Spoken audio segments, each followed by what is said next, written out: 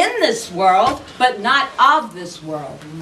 So this month, we are looking at these lofty phrases and bringing their meaning into our lives.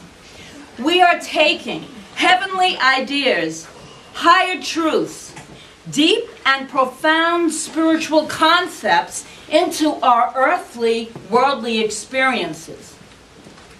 So that the earthly, worldly experiences, with all the dust and debris, with all the grime, with all the stuff that covers them up, can come through, can be transmuted into heavenly ones. So that is the whole concept for this month.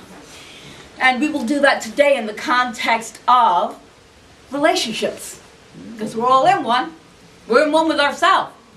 Number one.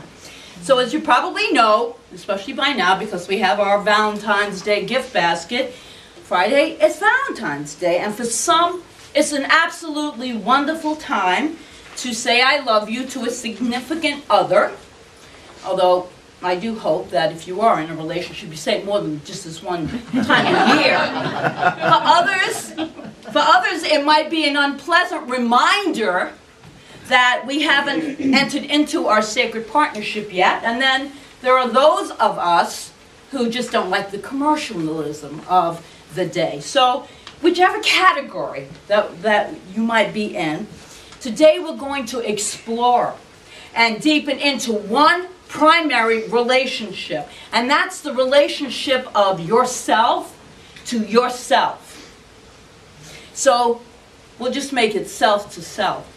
The lowercase s, because when we describe anything that's of a spiritual truth or a spiritual nature, we use the uppercase, the capital S. So the smaller s is the human incarnation with its physical nature that we're all in, right? Its personality, we all have one. Its vast array of emotions, of thoughts, of decisions, experiences, faith and fears, doubts and certainties, joys and frustrations, triumphs and trials and triumphs, hurts and celebrations, all of this stuff, missteps and successes, all of this make up our human experience here. Remember I said our human experience here. So what is it within you that is having that experience? The uppercase S of yourself, is your divine nature. It is the essence of God within you. It is the flow of all life. Remember that we are made in the image and likeness of God. Therefore, we truly are whole, complete, and perfect. No matter how it looks on the outside, we really are whole, complete, and perfect. So I've been asked before, what does it really mean when we say we are God? Because we go through this whole thing. Well, we understand that we have the qualities of the divine, the essence, the nature of God. We are made in the image and likeness of God, so therefore we truly are God. Well, I said one time many years ago, godlings. We're like all these little godlings of the great I am. And so, yes, you are God in expression. You are a divine being of the light. That is the truth.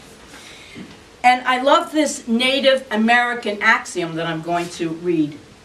God sleeps in the rocks, awakens in the plants, walks around in the animals, but knows itself in humankind.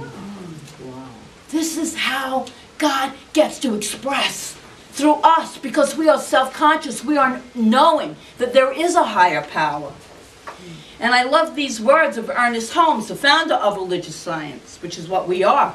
In his book, Spiritual Awareness, he writes, the spiritual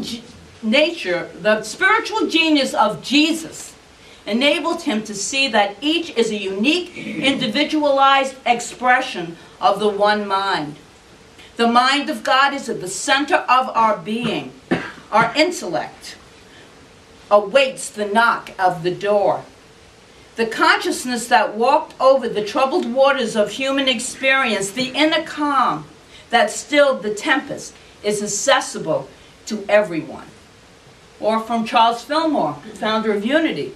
In his book on truth, he writes, "Man sees only form and makes his God a personal being located in a city of dimensions.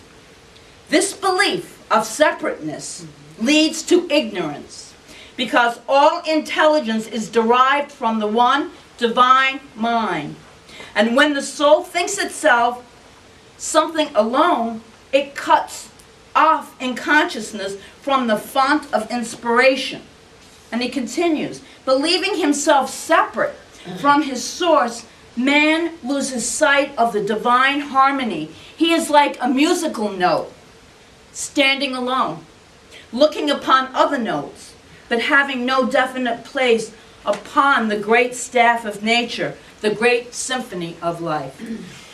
So it's all about really coming at it from so many different ways. You are not a note alone on the scale of life. You are blending together, and when we each bring our individualized notes together, we have a musical piece. We have something that we can sing, that we can be in harmony with. So this morning, I want us to move into a new relationship with ourselves, who we really are, to access the mind of God that was in Jesus.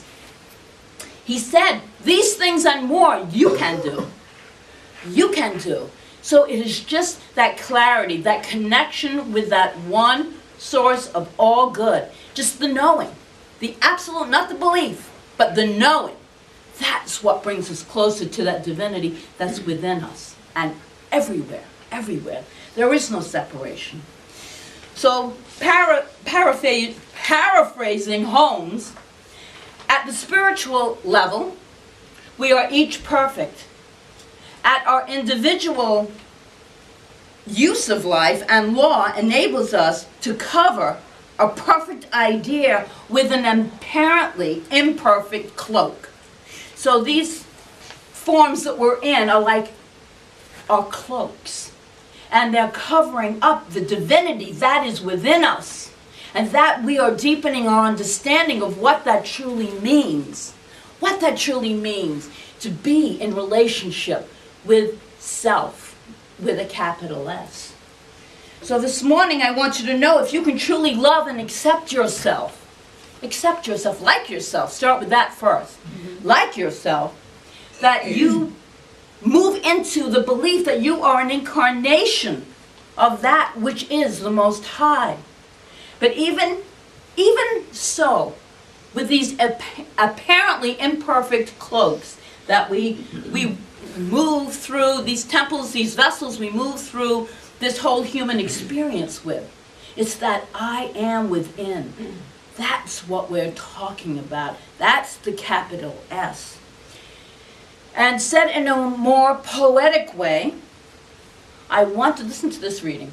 I want you to know, if you can live with failure and still stand on the edge of the lake and shout to the sliver of the full moon, yes, I want to know if you can see your own beauty, even when it's not pretty. When you say yes to that, because lots of times things in our lives don't look so pretty. We don't look so spiritual. Things look like they're really going into a pattern of really discomfort and unpleasantness. But saying yes, because that God within me is alive and is directing me. Remember, God is the source. This divine intelligence, this love intelligence is the source of all good. That's the only source. Everything else is a channel. And that's what we must continuously go back to if we want to stay centered, want to stay rooted, want to stay anchored in this consciousness of love. So the deep love doesn't always come easily. It grows slowly. It grows slowly as we get to know, as we learn to understand who we are, what our values are, what we like to do, how do we understand who we are. That's when, the more we go within, we start to manifest our divine nature, our God self. Because we really are, truly, God in manifestation. These were created by a higher power, not by us. These bodies, So living with that self-love means a number of really powerful things. It means keeping our visions of life as the driving force for our lives. So having, we did our visioning, and we're going to do one today, but having the vision of what you want in your life, how you want to live your life, having that strong vision will drive your life. It will. It's the intention. Also, living with inner integrity. Living with inner integrity. Supporting ourselves emotionally in difficult circumstances. How kind are we to ourselves when we're going through stuff?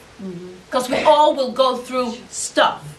It's part of our human incarnation. And accepting our errors with grace rather than shame. Big one. So I have a parable.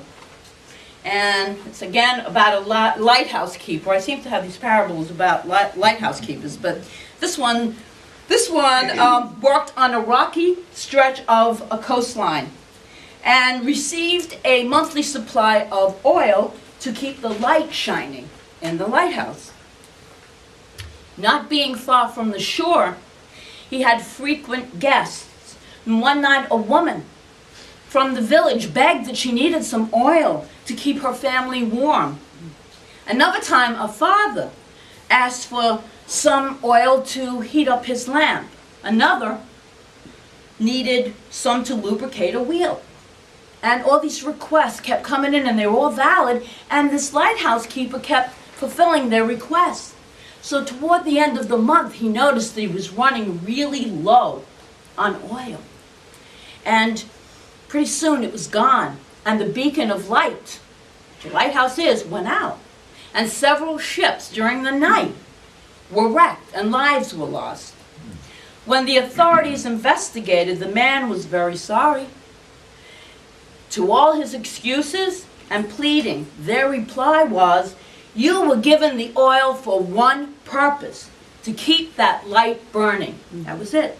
And the old lighthouse keeper walked away, shattered at his mistake that he had made, never to light the lighthouse again. Did he mess up? Absolutely. He failed, and it had dire consequences. Have you ever messed up? Sure. Has it seemed like there were some dire consequences in that messing up? Yes. Who, my friends, who has not messed up? Who has not messed up?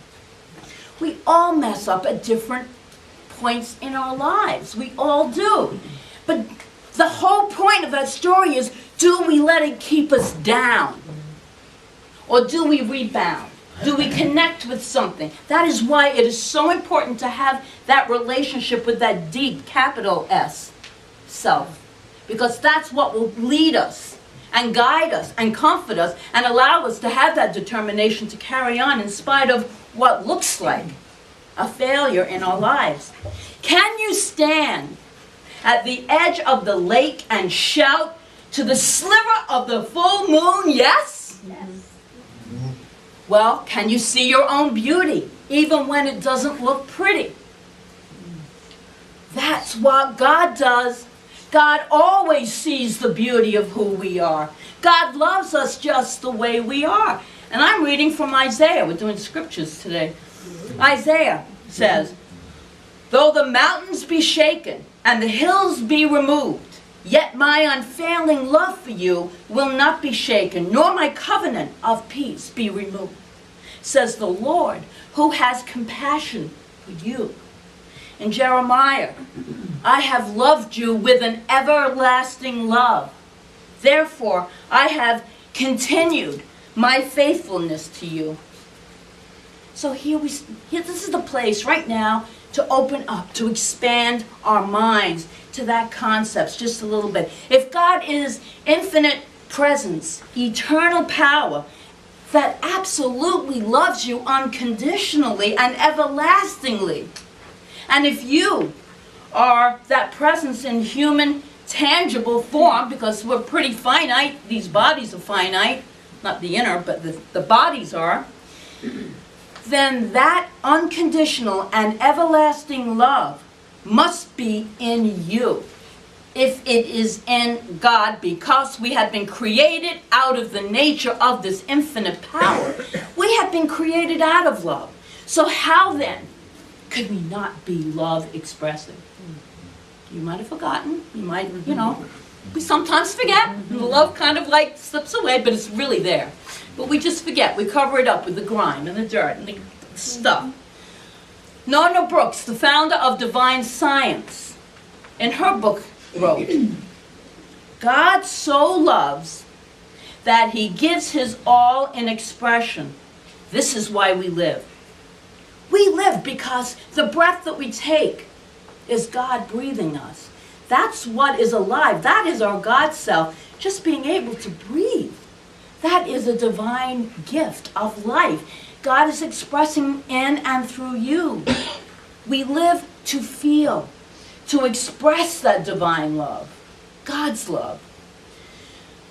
We have been promised by this infinite source of all good that there is an everlasting love for us. We are here to experience and express this love directly. Who else sits and meditates? Human species is pretty amazing. It's a self-recognizing species because it's recognizing a divine self, a higher self, that there is a creative force that has created all that is. So, but we do have to remind ourselves that first we need to love ourselves. Love who we are. We can't love another very well if we don't even like who we are. And you know that you hear this every time you get on a plane. And the cabin pressure, you're instructed that when the cabin pressure gets lower or changes, that the mask will drop, and to put it on your face before even helping your child. We can't help anyone else until we have that oxygen of love moving through us. We can't love anyone else. We can't help anyone else until we love and help ourselves. And so apply Emerson's observation as your antidote to these self-perceived flaws that we might have within us. Emerson says, never lose an opportunity of seeing anything that is beautiful. For beauty is God's handwriting, a wayside sacrament. Welcome it in every fair face, in every fair sky, in every fair flower, and thank God, for it is as a cup of blessing. That includes each and everyone's fair face here. Each one of us is a cup of blessing. That's what we are deepening into. Let the love, I love the songs, let the love be, let it flow through us. There are many times when, well, I'm sure you've all had this experience, you feel an emptiness inside, like something's missing, like a void. Maybe you haven't. I have. So there are times when we feel an emptiness inside, a void. And we try to fill this void with so many different things. And the only thing that will ever really fill that void is the love of God and our love for ourselves, our divine selves. And this expression of the love of God for us and for everyone who we meet. We try sometimes to fill these empty space within, if we feel that. If we feel it, we try to fill it with drugs, with alcohol, with bad relationships, name it. We just keep trying to fill this, I call it a God hole. We just try to keep filling it with all these things. And then we got to remember that these are the things that are all outside. These aren't the divine love that's within us. All we ever need, every New Thought writer is saying this, all the mystics have said that, it's already present within us. And so we're here to remind each other. So we stay on track, we stay the course, if you will. And get in touch with that divine essence, our eternal selves with a capital S. So that's what we're here to do this morning, to remind each other that we are love expressing as us, each and every person here. We are each one, a loving being of the light. And I'd like to quote Sufi mystic Rumi, who everyone loves. Rumi said, "You were born with potential. You were born with goodness and truth. You were born with ideals and dreams.